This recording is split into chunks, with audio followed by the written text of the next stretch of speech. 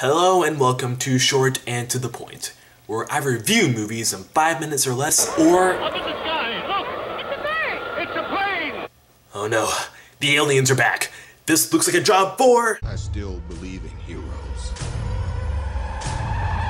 Not them!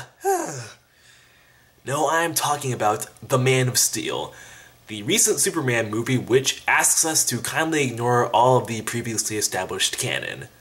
Gee, haven't heard that before, have we? But anyway, what do I think of the movie? Well, this movie does take a few liberties with the typical Superman mythos, but in my opinion, they work out pretty well actually. I won't say all of them, but for example, they do something very, very different with the Fortress of Solitude. But in my opinion, it works out very well for the film's plot.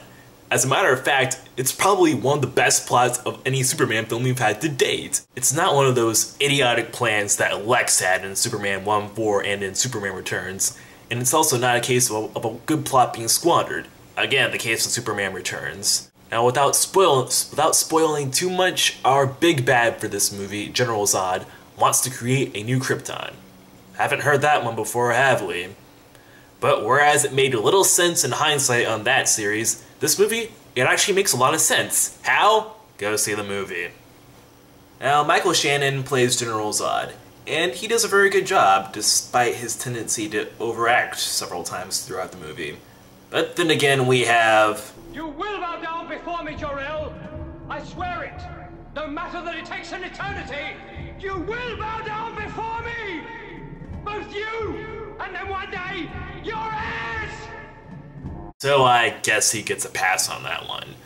But our villain is only as good as the hero, the Man of Steel himself, played by Henry Cavill. Now, in my opinion, he's not too shabby as Superman, despite giving out one too many overly dramatic no's, the likes of which we've never heard since Revenge of the Sith. Okay, it's not that bad. He plays a more emotionally withdrawn Superman.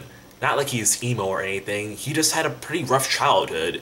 His powers caused him a lot of pain every now and then because, let's face it, he had to adjust to learning every new ability and some of them appearing out of nowhere, much to his chagrin. And as a result, he just keeps to himself more or less. He doesn't hate people, he just, well, never fit in, which of course has always been the typical plight of Superman. Enter Amy Adams as Lois Lane, his emotional anchor, like always. Okay, I take it back. Amy Adams is probably one of the more proactive Lois Lanes we've had since Smallville's Erica Durance. She actually does stuff in this movie rather than just getting captured all the time. No offense, Margot Kidder, you were a good Lois Lane, but really, all you did was get captured or be Superman's emotional anchor. Nothing more, really. But aside from that, yeah, she does a good job. Maybe not as snarky as we'd like for her to be, but then again, Lois doesn't always have to be that way. I mean, there's more to her character than just that. So, I say she gets a pass. As for the movie overall in general, I say go see it. Even if you have reservations about seeing it, you should, because you may like it. It's definitely a love it or hate it sort of film. Some people might consider it to be too boring, or some people might say that it's just not what they expect from a Superman film. Then again, it isn't what you expect from a typical Superman film. Again, liberties are taken, but I think they work. And I'll admit, the climax of the movie goes a little too far and sort of feels reminiscent of the Matrix Revolutions, but not that overblown though. And I think it works mainly because, let's face it, we've been waiting for Superman to get into a really big superpowered SmackDown for a while, and the closest we've gotten was probably sometime in Smallville, so yeah, or the Superman animated series. So yeah, this I think works in my opinion.